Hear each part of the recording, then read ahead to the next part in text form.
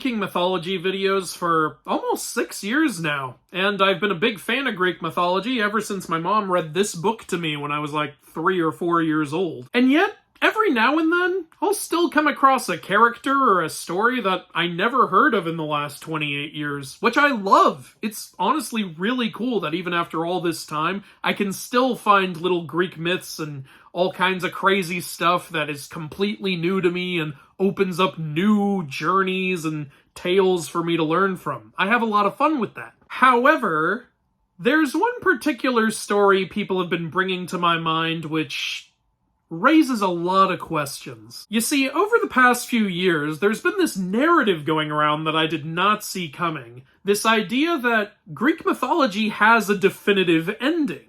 And people say that that ending involves Ares, the god of war, turning against the Olympians, going to war with them and defeating them, and thus demanding that they stay out of human affairs from now on, and that's why the Greek gods don't come here and stuff. I had never heard of anything regarding this, but it was widespread and believed enough for a ton of people in my comment sections to talk to me about it. A lot of people asking me, how come I've never made a video on this? Or how could I possibly have not heard of this? And especially people going into my inaccuracy videos where I specifically talk about Ares never turning on Zeus in games like God of War and movies like Wrath of the Titans, and those people going, mythology guy, Ares did turn against Zeus. There is very clearly a story about him doing that. It is the end of Greek mythology. How could you not know that? You look like a fool, like a fool! Obviously, I had to find out what the hell everybody was talking about, so I researched the subject, and what I found was several short videos telling this particular story I had never heard before.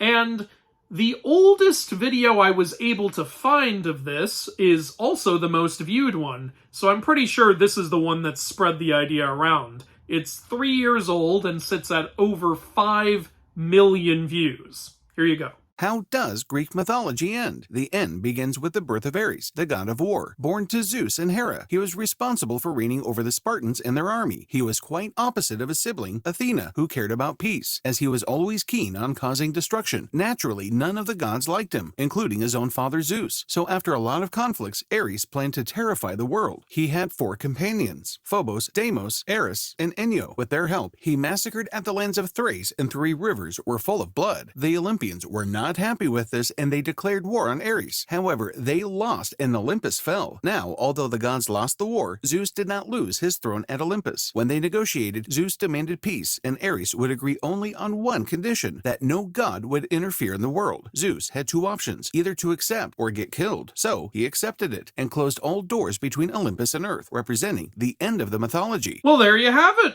I mean, that's one heck of a story, isn't it? Wraps everything up nicely, and people in the comments seem to be totally convinced that it's legit.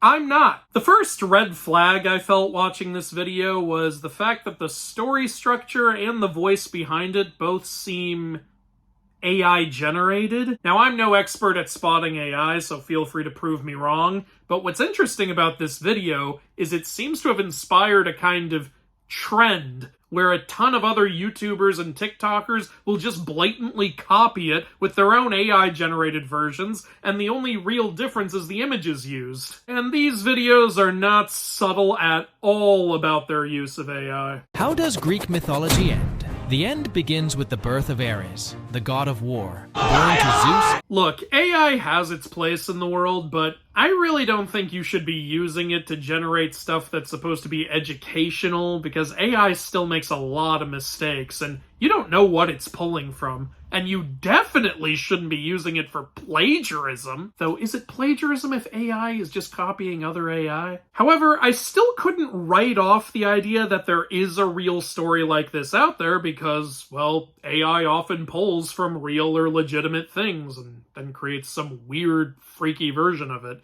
So, maybe this Ares tale is actually out there. However, the second red flag I got while watching this video, and this is gonna sound a little narcissistic, but It was honestly just the fact that I had never heard of this tale before in any possible way. I know, mythology guy, you don't know everything, and you're right, I don't. I'm no King Solomon. I've made mistakes before. The most famous one even inspired a Jake W. video, which I recommend you check out. Here's the thing, though. This isn't some lesser-known little detail or almost irrelevant character in Greek mythology. This is supposedly how the entire mythology ends, involving Olympus and almost all the major gods. You really think I wouldn't have heard of that after studying Greek mythology for 90% of my life? Yeah, I miss things for sure, but my god, this is like reading Norse mythology and completely missing Ragnarok. How many people who have never even studied Norse mythology know about Ragnarok? How many people who have never even studied Mayan or Aztec mythology know about the 2012 apocalypse that was supposed to happen? How many people who aren't even Christian know about the end of days rapture story? Practically everyone in India knows the tale of the end of the Kali Yuga, which is basically the conclusion of their religion. And yet, I'm supposed to believe that the ending to Greek mythology, probably one of the most adapted and parodied and known mythologies in the entire world,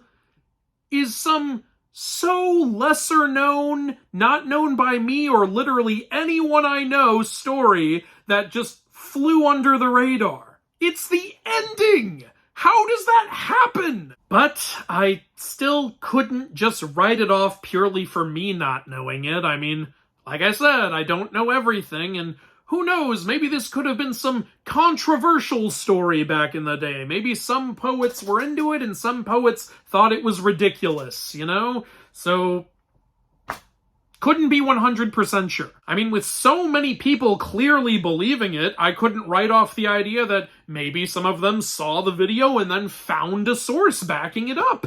I mean, I was having a lot of trouble finding a legitimate source backing it up. All I could find was these AI-generated videos, so that left me with two options. I could either go, well, I don't think it's real, but good for other people if they do and they enjoy it, and just move on with my life like a normal person. Or I could act like an obsessed psychopath and go through every single Greek mythical book I own. Yeah, we're doing this. I don't have a problem, you have a problem. Obviously, I have to start with this book. It holds such a special place in my heart, personally. And it actually has a section at the very end talking about how everything comes to an end in Greek mythology. Oh, only doesn't say anything about this Ares story. It actually just kind of says everything sort of faded out of relevance.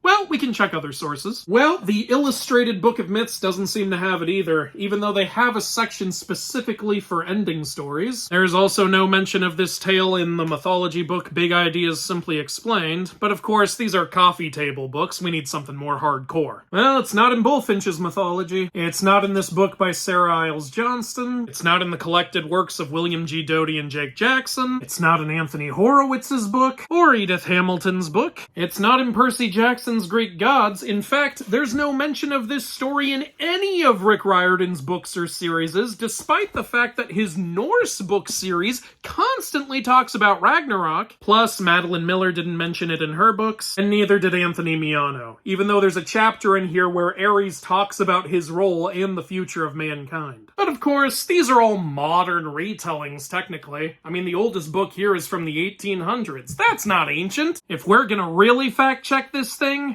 we're gonna need the OGs. The vast majority of Greek mythology as we know it was recorded in the library by Pseudo-Apollodorus and Hesiod's Theogony. This baby dates back to the 1st century AD, while this baby potentially dates all the way back to 800 BC. So yeah, these are two of the most authentic sources you can find, and so we're definitely not gonna find the story because it's not in either of these books. What the hell? Oh wait, Homer's Homer's works. Of course, we can't forget about Homer's works. It's not there either. Not in the Iliad, not in the Odyssey, and after a quick trip to the library, it is also not in the Kypria, which is a prequel to the Iliad, nor is it in the Telegony, which is a sequel to the Odyssey. It's not even in the lesser-known Homeric Hymns collection. You know, interestingly enough, this collection actually has a hymn to Ares in it that describes him as an ally to mortals who provides them with several blessings. This is actually one of the kindest depictions of Ares I've ever seen, but it still doesn't mention anything about that story that was in the video. And no, there's no Roman version of this story either, and there's no sign of it in Ovid's Metamorphosis or the Aeneid. I even went through Aesop's Fables just to be sure, and surprise, surprise, it's not there. So,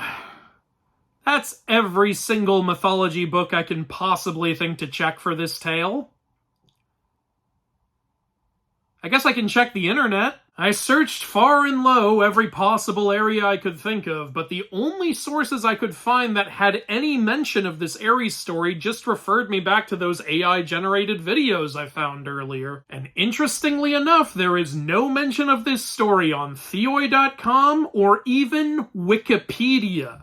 Yeah, when it's not on Wikipedia, that raises an eyebrow. As a last step, just to make sure I dotted all my I's and crossed all my T's, I decided to look through several other mythology YouTubers that I trust. And of course, this story is not mentioned. Not by Overly Sarcastic Productions, not by John Solo, not by Jake W., Mythology and Fiction Explained, See You in History, or Mythology with Mike. See You in History has an entire video compilation of pretty much every Greek myth they know, and what do you know, this Ares story is not included in there. In fact, Jake W. and Mythology and Fiction Explained both made videos on the topic of whether or not Greek mythology has an ending, and they don't mention this Ares story at all. That right there is the time to mention it.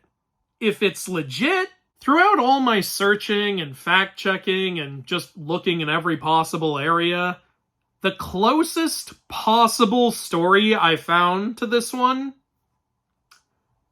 was from the Wonder Woman movie. Yeah, remember that film? Well, for those of you who don't, that film has Ares' backstory shown as a tale where he turns against the gods and goes to war with them and kills several of them. So, I guess it's possible that might be what's being referred to here. But one, I really hope I don't have to explain why that's not a legitimate source for an educational Greek mythology video. And two, it doesn't even line up with what was said in the video. Ares in that movie loses to Zeus. He doesn't defeat him, and he's not doing what he's doing because he wants to help humanity. He's doing it because he wants to destroy humanity. It's literally the opposite of what the video preaches. Oh, there's another story. In the Injustice comics, these comics change up Ares' origin to where he actually wanted to go to war to help humanity, but Zeus forbade him to do it, and it resulted in Ares turning his back on Zeus, and thus Zeus punished him by making him the god of war. Now, I guess this one's a little more similar in the way that Ares actually does want to help humanity in this one, but it's also less similar in the way that Zeus already wants to stay out of humanity's affairs, and he doesn't even fight Ares, really. So, yeah, can't really make an argument for that either. If you really want to stretch, you can also say it's a little similar to what happens in God of War, since those games also have Ares turning against Zeus and going to war with the other gods, and the literal ending of the third game, spoilers, has Kratos as the new god of war going to war with the gods and basically killing them all, kinda like in that AI-generated video where the war god defeats the gods. Only in that video it never says he kills them. Also, it's obviously not Kratos. You have to really be reaching to make this match up. And even if it did match up, again, really hope I don't have to explain why God of War is not an authentic Greek mythology source. And so that brings us to today, where I've been up all night researching this, and I've been sipping coffee out of 2 7-Eleven cups because I was too lazy to separate them at the store. If you want my honest conclusion and opinion on how this came to be, I honestly think that a guy just asked an AI program to create a myth video for him, and he probably thought it was legit when he received it and just put it up on YouTube, because he responds to comments in his video, and it seems like he is unaware that it's not a real story as well. I honestly think the AI may have actually pulled from Wonder Woman sources and God of War sources and kind of mixed them together into this weird Frankenstein of a story. At the end of the day, it's obviously not a big deal, so please don't go harass the people who are spreading this stuff around. And I know a lot of people are going to ask me why I even care about this, because they're all just made up stories in the first place. Well, yeah, they are, but they're also people's culture. And I think people really prefer it when we portray their culture accurately to how it was believed back in the day. And there's absolutely nothing wrong with taking liberties when you adapt a culture, as long as people know that, it's an adaptation that's going to take liberties, like a fun action video game or a fun action comic or a comedy or something like that. But when you portray your story as educational and what actually was believed back then, which is what these videos do, you unfortunately spread some ignorance around. Not ignorance that I think is actually going to hurt anyone, but I don't know. I like being accurate. I like learning what people actually thought back then. I mean, obviously, I really love mythology. And of course, I make those inaccuracy videos where I act like a nitpicky jerk the whole time, so I guess this is pretty on brand for me. I think if there's any lesson to take away from this, it's just always have more than one source for something you believe, and always take an AI-generated video with a grain of salt. Or maybe a whole bag of salt. Obviously, with how retold mythology has been over the centuries, there's always going to be misconceptions. Or, I guess, mythconceptions. What do you mean Jake already made that joke? But despite so many people telling me I was objectively wrong about something, I'm proud to say that I was not. And I had to read over 20 books to conclude that. And watch hours of YouTube videos. And this whole thing probably just makes me look really insecure and egotistical. I don't know how to end videos.